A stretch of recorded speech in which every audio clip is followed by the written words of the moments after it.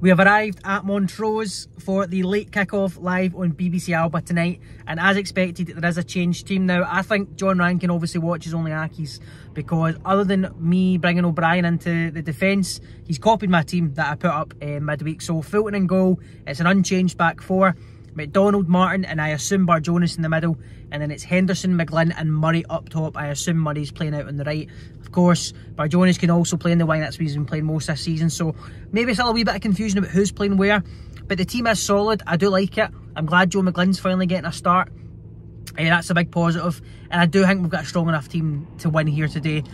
Doesn't mean that fans aren't a little bit nervous. Speaking to fans last week, some weren't confident playing Edinburgh City. I was wrong, obviously. I said in the video that I was very confident, and like I said, how wrong I was. But today I do think we've got enough to beat Montrose. It's on the telly as well, so nerves might be a little higher, but we've got a strong enough team, I think, to beat Montrose. I think it's going to be a win today. Score prediction, I'm going to go 2-0. I'm going to go 2-0 Accies, and I think Joe McGlynn will get at least one of them. Thankfully undercover here. Got myself a suit, but it is freezing cold today. Fair play to the fans who made the journey 2.5 hours away on a Saturday night. It's going to be late when we get in. Fair play to the travelling fans that made it. Obviously there's a bus full of them as well still to come. Let's just hope for a good game. I hope it doesn't get too cold.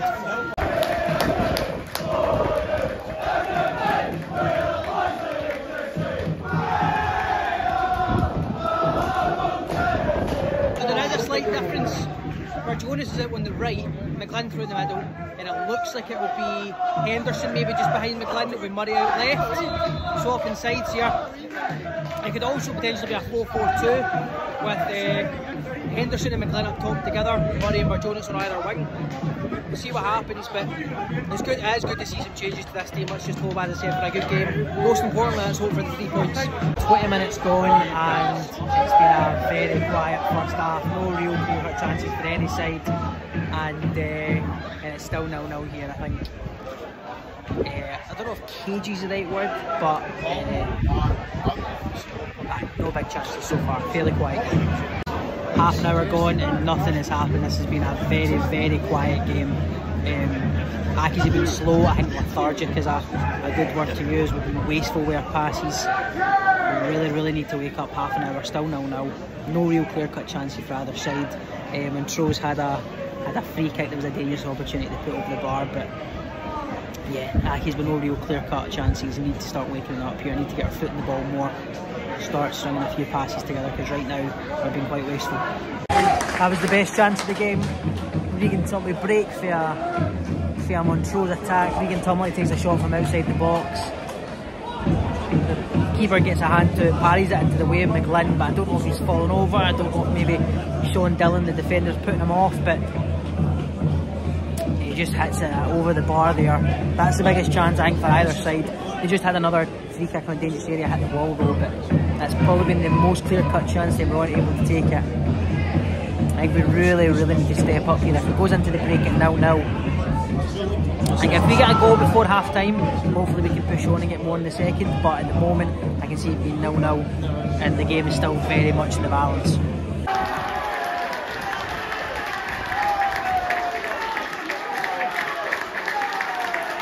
And that is why I keep saying to start Joe McGlynn. Give him a chance and he will score. Goes completely against what I just said when he missed a chance. But I think if we give him a chance, he will score. Okay, he will score chances, and that's just what he's done. Just as I'm saying, we had a goal before half time. The ball deflects him outside the box, he drives forward. Sean Dillon drops off, trying to block the shot, and he just passes it under the goalkeeper. It's 1-0 Accies, get in! So it's half time, it is 1-0, and just as I was saying, we did a goal, we got one through Joe McGlynn. I've been asking for him to start, I've been calling for him to start. I think he deserves a start, and he's got it, and he's got the goal that puts us ahead. Don't get me wrong, the game is far from done. We've got a whole other half of football to go, and it still looks like Montrose can cause us problems. We need to be quicker, we need to be less lethargic, we need to get the ball forward quicker, we need to string our passes together better. In my opinion, not been good enough that first half, but we are ahead at half time. Brandon, or we're winning 1-0, aren't we? Aye, but that's good shite. Aye, that is good shite. Penalty quality in there. I thought it was a dive, but according to David, it's a I thought it was a dive, but David was watching it in the house, said it was a Stonewall penalty. Pumpkin! Pumpkin! So 1-0 at half time, leading at the break. Still a long half to go though, and I think, same as Edinburgh City, we need an early goal just to settle the game a wee bit. I don't think a second goal will necessarily kill it, but we need a second goal to settle the nerves a wee bit, because right now it's going the same way as Edinburgh did. We get a late goal, and if they get an early equaliser, you never know what could happen.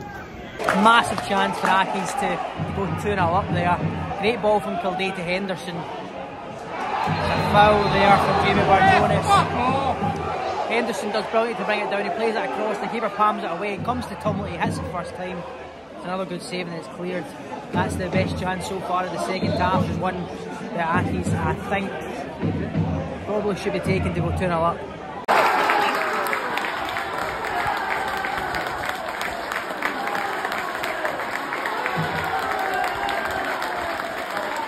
Just after a big chance I said we should be taken, we do take the next one. Accies win the ball up, we break quickly, we've got the man advantage. Henderson does brilliantly, driving through the middle, draws his man in, plays it off to Barjonas, who takes a nice first touch with his right, and just foolishly light passes it into the bottom right hand corner. Accies 2-0 up. Tidy finish from Jamie Barjonas as well. I don't want to say that's the game dead, because it can come back to bite me, but it certainly calms the nerves. Accies have made changes there. Mbongo off, Mbongo on, sorry. Goal scorer McGlynn off, Hendry on, with Murray off. You can see Murray's not happy. And it looks like they've changed formation. Looks like Longridge just going kind of left sided centre back with Hendry as a wing back, which I'm not mad at, but I don't know about Mbongo coming off from McGlynn, not sure about that, but listen, we'll see how the rest of the game goes.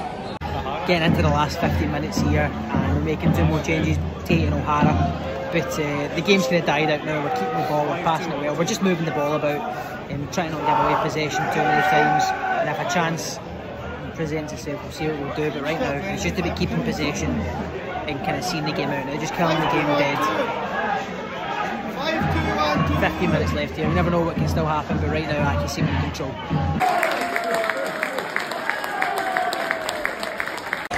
What a goal that is, by the way. Just to wrap up the game, make it 3-0. Kyle McDonald, unbelievable, by the way. Just pass it along the ground, it's got such a curl on it, it just finds that far post and hits in. That is genuinely a very, very nice finish from Kyle McDonald to put us 3-0 up. That is the game well and dead. And 3 points up the road. Come on!